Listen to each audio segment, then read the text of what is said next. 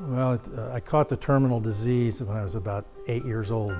My grandmother used to take us to her friend's house down in Lancaster, Ohio in the country. And they were up in the barn. I found a 1914 Saxon Roadster with chicken stuff all over it and hay, and it was a mess. And I'd sit in that car for hours until they drug me out of it. And I'm sure that's the car that gave me the disease. And it's down in the bottom of the barn right now. Because I found it 20, 30, 40 years later, I found it and bought it. It's a nothing car, but it's a cute little thing. And then when I was 12, I kept bugging my dad Dad, did you find any old cars today? He was a traveling salesman. And one day he came home and said, yeah, I found there's an old Packard in a field. The guy said I could buy it. I said, well, how much do you want for it? He said, 35 bucks. I said, well, I got 20 out of my paper route. He said, okay, I'll give you 15 for your birthday. So I got miraculously sick that day when the car was going to arrive with a wrecker. I got 148-degree temperature because I'd held the thermometer under the hot water thinking I'll fool Mom on this one. So she said, oh, you are really ill. You have to stay home from school today. And about 11:20, I can remember to this day, the wrecker brings up that 29 Packard coupe. And I was miraculously cured. My temperature went to normal, and so I was able to go out and play with the car. My dad made me sell that car to the junkyard in Columbus, Ohio. When we moved from Columbus, Ohio to Indianapolis, we got $35 for it. So I've been trying to make up for it ever since. You look for an unmolested car, one that hasn't been messed with.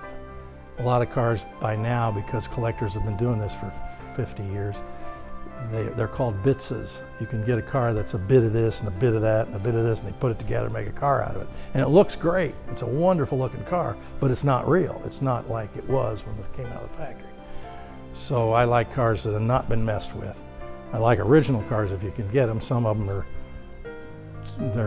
they're not bitses, they're nice old cars, but they're not good enough to keep the way they are. Now that Duesenberg over there's got 14,000 miles on it, and it's original paint and original upholstery, and nothing has ever changed on it.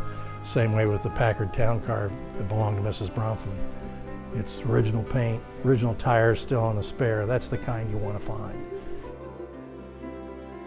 More cars were built in Indiana, different makes of cars were built in Indiana than any other state in the Union.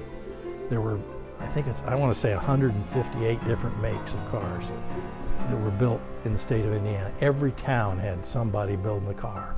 I don't know what it is about, it was either the farmers or the machinery out there that they all wanted to build a car. And Indianapolis was the car capital of the United States. The best cars in the world were built in Indianapolis. The Cole Motor Car Company's still there, the building's still there, the Duesenberg building is still there where they store the buses in Indianapolis. The Stutz factory is still there. It's reborn as an artist colony, and he's done a great job with that. So there's just, if you go up around Indianapolis, it's hard not to see a great big old factory that wasn't building cars at one time.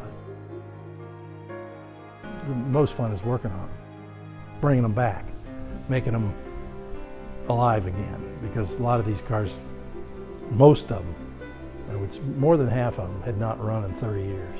They've just been sitting somewhere with flat tires. And so you try to, it's kind of like an artist, and you make something when you can see something that's done. I don't like to play golf. I don't understand. My wife loves it. I do not understand hitting a ball going in a hole, it makes you really feel good. That doesn't do a thing for me. And if I'm going to do something, I want to see when it's done and what all that work, there's something there that you see that think, oh, that's pretty, I did that. It's kind of like, it's a painting in a way.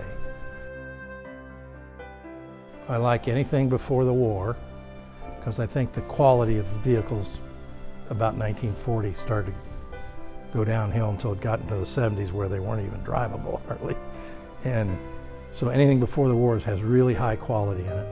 So I like those. The marquees, although I just bought a 1912 Model T, which was the cheapest car you could buy. I think it's really cute.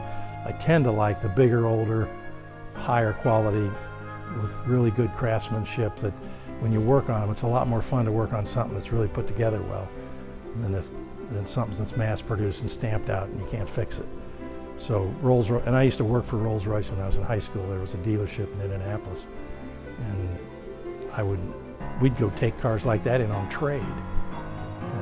And I'd have to go get them and drive them back. I remember driving a 1925 Rolls-Royce back from West Virginia that a guy traded in on a new car. This was Kalusko Bankian's car, and It stayed the Ritz Hotel all its life in Paris. That's the other thing about this hobby. The history that you get to find, and you can just keep digging and digging and digging until you get the original owner. And then you find out there were books written about these people, and what went on in the back of that car was, you probably couldn't talk about a lot.